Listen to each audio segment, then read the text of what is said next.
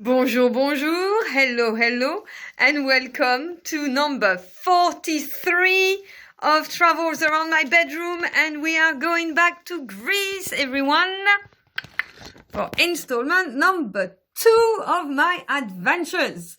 So, yesterday I spoke about Chios and Sarah, and today I'm going to talk about Lesbos and Hydra. So, Lesbos is also known under Lesbos, and it's actually at the origin of lesbian, because it's the island, the birth island of the very well-known, I hope you know her, poetess called Sappho. And Sappho was or lived 600 years before Christ, so we're talking a long time ago. And we still actually have bits of her poetry, which I want to read to you. But she was known about her love and desire for women. And the most amazing thing about Sappho is that not only, was she a woman, then she was a lesbian. And I hope it's okay to use that word. I don't have any problem with it. She also was a poetess.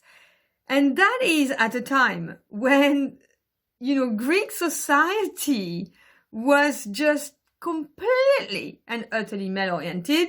Women were used to procreate, and that was it. There was really virtually no respect for them in antiquity. So to have achieved the amazing feat of becoming a poet at that time, and to go completely against, the society's beliefs and still remain.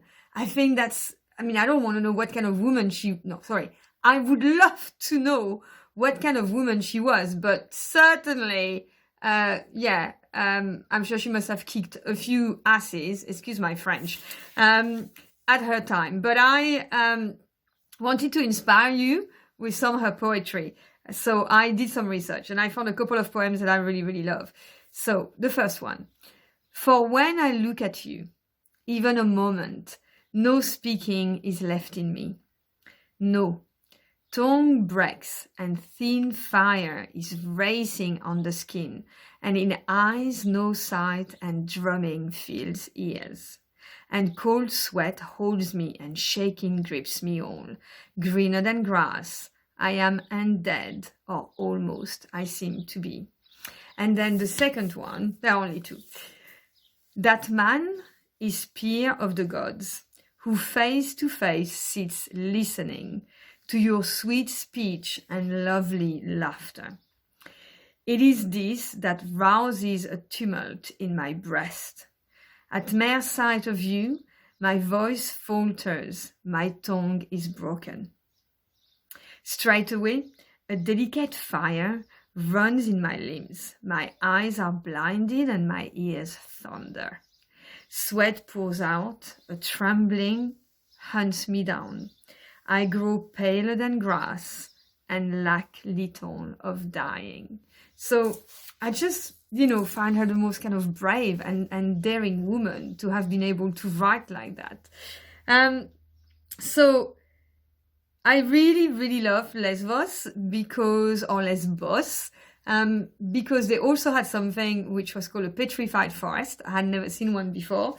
So I don't know if you know what it is, but I've got some pictures of the leaflets that I brought back from there at the time.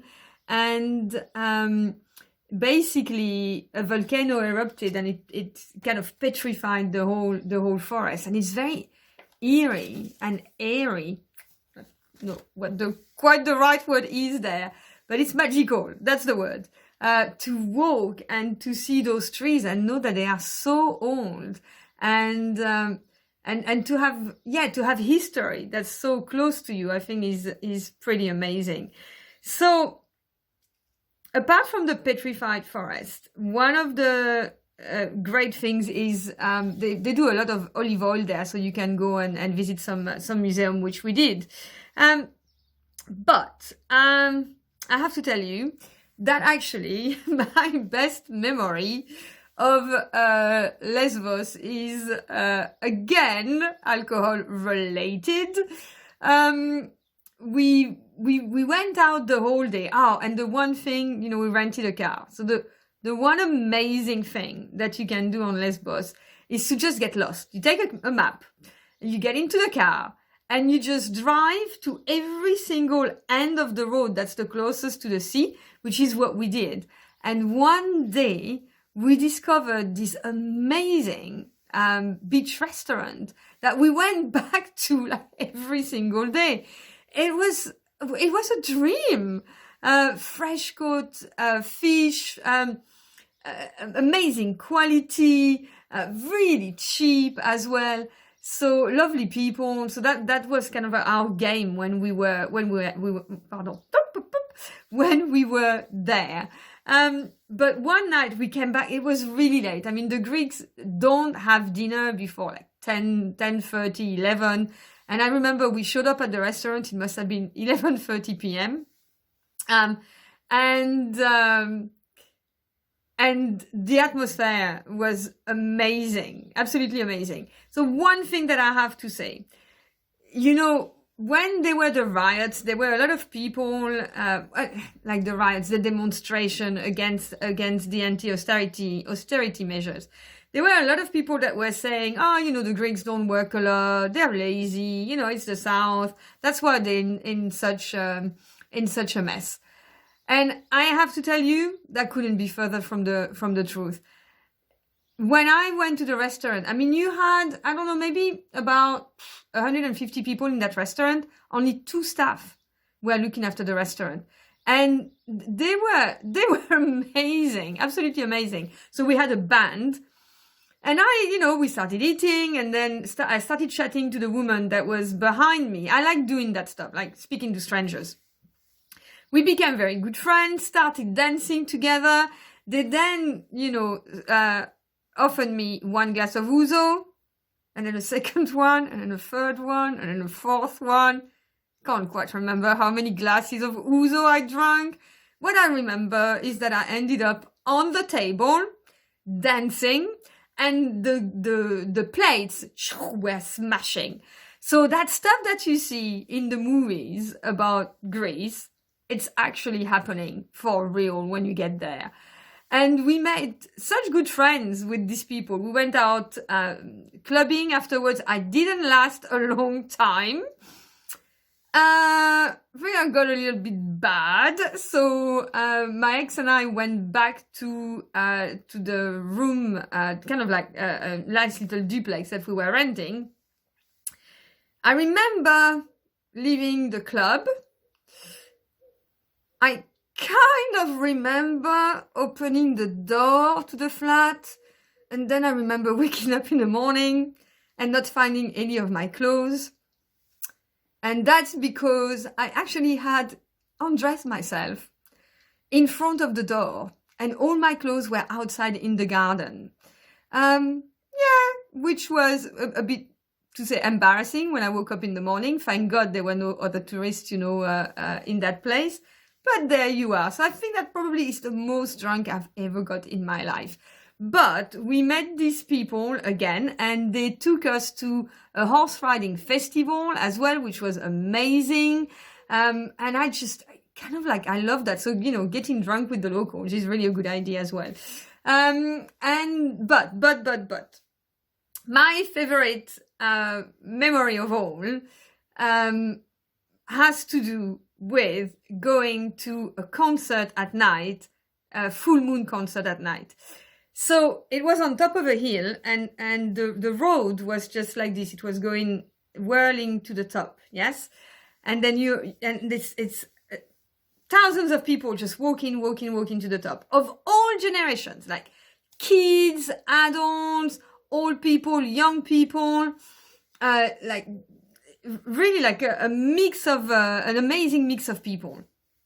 And we sit, and there is no light because it's full moon, and you have the sea, and you're sitting on ruins, on ancient ruins from antiquity, and they start playing the music. And I can tell, they had whirled a grand piano to the top of the hill. I think this is probably it is one of the most magical memories of any of my holidays in all my traveling years. Because every song, everyone knew by heart. It didn't matter if you were 5 years old or 95 years old. Everyone got together. And so you were in the immensity of the sea. And you had the immensity of these voices and the music that was carried out in the air. And I just cannot explain what it was when when you realize, yes, I understand why you're going and why you're defending your rights and why you're defending your traditions. Because that is the most magical of things. And you can't let that go. You just can't let that go. And it was like, it's giving me chills to speak about it. So I am so happy and so grateful that I got to be part of that moment. And I would not have known of that concert if it hadn't been for the local people that I met and befriended. So the fourth island that I went to, which was just on the day that we were leaving, our flight was really late at night, was Hydra. And Hydra is very well known as a glamorous spot. It's where Leonard Cohen goes on holiday. And it's only a couple of hours by ferry ride from Athens. So it makes it very, very accessible. And I remember the nightmare that we had to go there because there were strikes, we were delayed, we missed our ferry, but we still decided that we had to go and get the next one, had to pay extra, because of course the tickets were not transferable or refundable. So it was a bit of a nightmare, but when we arrived there, it was just gorgeous. It's like, chocolate box Greece, absolutely beautiful. And the one thing that I have from there, from this trip is this, actually. It's this ring, yes? And it's a ring that's made of volcanic stone because, all these islands were created out of volcanic activities. And it's a ring that my ex-partner offered me. So it's my most expensive ring. Well, I didn't pay for it, but it was expensive. And I cherish it as well. But it was just an amazing time to be in a situation where you can be part, on Lesbos, of magic that is being created, and you're part of it. You're not watching it; you're actually part of it, which makes it even more magical. So that begs my question to finish, because oh my god, super late. What is the most magical moment that you've ever experienced during your holidays? There you are. Thank you very much for staying with me, and goodbye. Have a lovely day.